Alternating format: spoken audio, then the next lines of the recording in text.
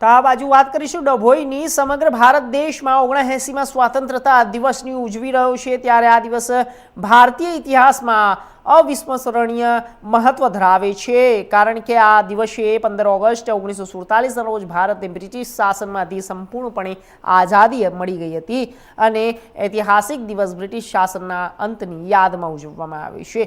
તે દરેક ભારતીય માટે ગૌરવનો દિવસ છે। ભાગરૂપે વડોદરા જિલ્લાના ડભોઈ ખાતે 79માં સ્વતંત્રતા પર્વની ધામધૂમપૂર્વક ઉજવણી કરવામાં આવી। ડભોઈ નગરપાલિકા, તાલુકા પંચાયત, જ્યારે તાલુકા સેવા સદન તથા ડભોઈ કોર્ટ પરિસર, વિવિધ શાળાઓ, કોલેજો તથા સરકારી કચેરીઓ ખાતે ધ્વજવંદન કાર્યક્રમ યોજાયા।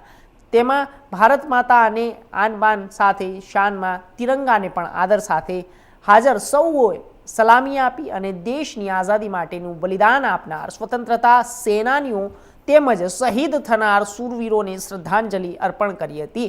આ પ્રસંગે શાળાના વિદ્યાર્થીઓ દ્વારા વિવિધ સાંસ્કૃતિક કાર્યક્રમ તેમજ નૃત્ય સહિત દેશભક્તિના ગીતો રજૂ કરવામાં આવ્યા હતા। ડભોઈ નગરપાલિકા 15મી ઓગસ્ટ 79માં સ્વાતંત્ર્ય પર્વ નિમિત્તે ડભોઈ નગરની પ્રજા અને આગેવાનોને હાર્દિક શુભેચ્છા પાઠવું છું।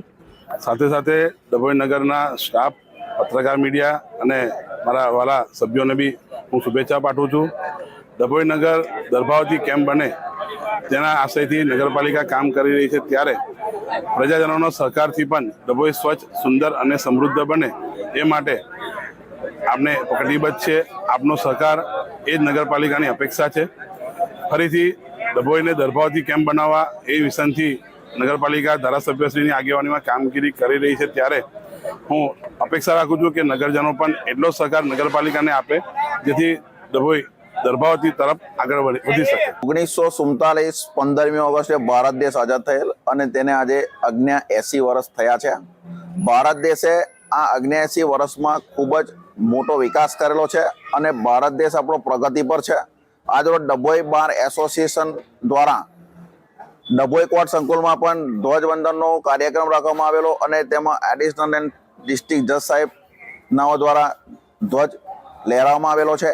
તેમજ ડભોઈમાં નગરપાલિકા, મામલતદાર કચેરી અને બીજી કોલેજ તેમજ અન્ય શાળાઓ, તાલુકા પંચાયતની તમામ શાળાઓ તેમજ તાલુકા પંચાયત તેમજ નગરની શાળાઓ, તમામ ડભોઈ નગરના નગરજનોએ આ ખૂબ સરસ અને ખૂબ દેશભક્તિ બતાવી છે અને આ 15મી ઓગસ્ટે ખૂબ સારો કાર્યક્રમ ડભોઈમાં થયેલ છે।